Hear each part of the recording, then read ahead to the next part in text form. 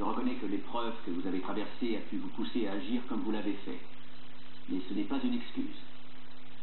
Nous reparlerons des conséquences de vos actes plus tard. Ce que vous avez fait est très grave. Par votre faute, la Cour a dû statuer sur cette affaire sans avoir tous les éléments dont elle avait besoin. Quant à vous, vous vous souvenez certainement de ce que j'ai dit concernant votre cas. Il n'y avait aucune preuve qui permettait de créer un doute raisonnable sur le fait que ce n'était pas vous qui étiez au volant. Mais avec ce nouvel élément mis à jour, les doutes sont maintenant réels. Monsieur Richard, souhaitez-vous remettre en doute le fait que les chaussures qui nous ont été remises étaient bien portées par Cassie Newman le soir où elle était victime de l'accident? Que la semelle présentée par la défense au début de l'affaire correspond, et que le témoignage venant de notre expert légal corrobore les faits? Glenn, vous n'étiez pas aussi pointilleux quand vous pensiez que vous aviez gagné ce procès.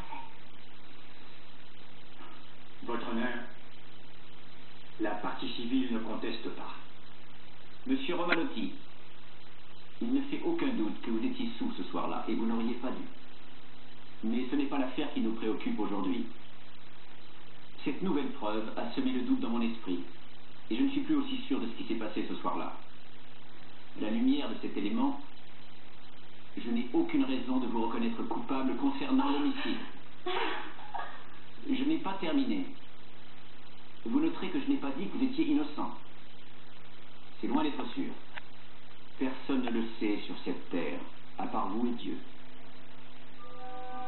Cela étant, Monsieur Romanotti, je vous laisse partir, avec votre conscience. Bonne chance. Cette séance est maintenant levée. Oh, Danny.